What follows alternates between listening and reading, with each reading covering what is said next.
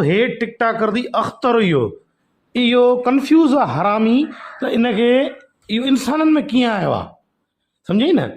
Ancient दौर में हिकिड़ा बांदर भोला पैदा थींदा आई लंगूर ई लंगूर पोइ इहे इंसान थी वई। हिकिड़ो माना ईअं किताब ते फोटू हूंदो थी वरी माना लंगूर मां माण्हू मां वरी माना ईअं ठहियल हूंदा थी। डिजिटल दौर में पैदा थी हुई एंशियंट दौर जो इहो लंगूर। मूंखे चिड़े जे माना फेस सां न आहे मुंहुं त कुदरत वारो ठाहींदो आहे वार त तूं निभागा पंहिंजा ठाराए सघे थो न। हेॾो फेमस थी वियो आहे इहो ॿुहारो उबतो करे टिकण ते रखियो थी ज़लील कारी ॾाइण जहिड़ी शिकिल कढी तबियत सां अहिड़ो तोखे मां फटकारियां थो तूं वएं अॼु। मक़सदु चवण जो तूं जेको हाणे गुल खणी हिन छोकिरीअ खे ॾियणु वञे थो इन मां माना तूं छा थो साबित करणु चाहीं। माना इहा छोकिरी वरी ॾिस ई तोभां बाबा ॿुहारे जो हेठों पासो हूंदो आहे न ओड़ी छोरीअ खे माना हिकिड़ो तूं कारो लांतीर वरी उन सां तूं सफ़ेद छोकिरीअ खे थो खणे रंग जी खिलाफ़त कंदी आहे रंगीन झेड़ो कराईंदे रंगीन भड़वा रंगीन झेड़ो कराईंदे आए हिते तूं।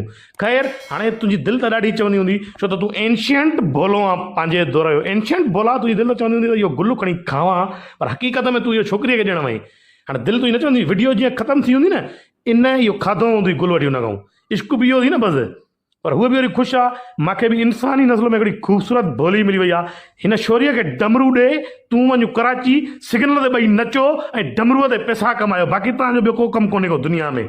कारो हिकिड़ो आहे एंशियंट भोलो वात ॾिस न एंशियंट भोले जो कीअं पटियो पियो आहे हेॾो खारे जहिड़ो भेणा वात में माण्हू काकुड़ हेॾो वातो थी वात में जे माण्हुनि खे तीकरा आहे न मस्जिद जे भरिसां लेटरिनियूं ठहियल हूंदियूं न अॼुकल्ह उहे बिज़ी चल रही हैं सम्झी न।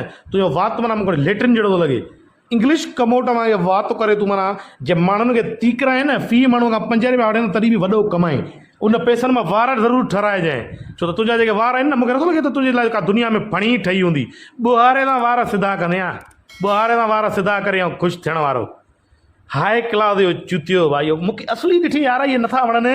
मां बसि हाणे मां तंग आहियां हिन दुनिया मां कसम सां मूंखे तंग कयो आहे हिन एंशियंट भोले।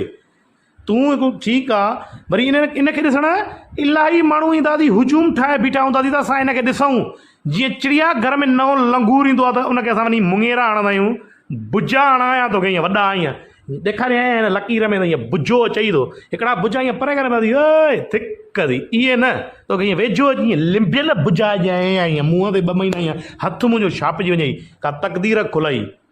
फेमस थियणी सुठी ॻाल्हि न आहे चूतियो थियण बि सुठी ॻाल्हि आहे। तव्हांजो आहे इहो माना कंटेंट ऐं असांजो कंटेंट इहो आहे फेमस थी नथी चूतिया न थींदासीं।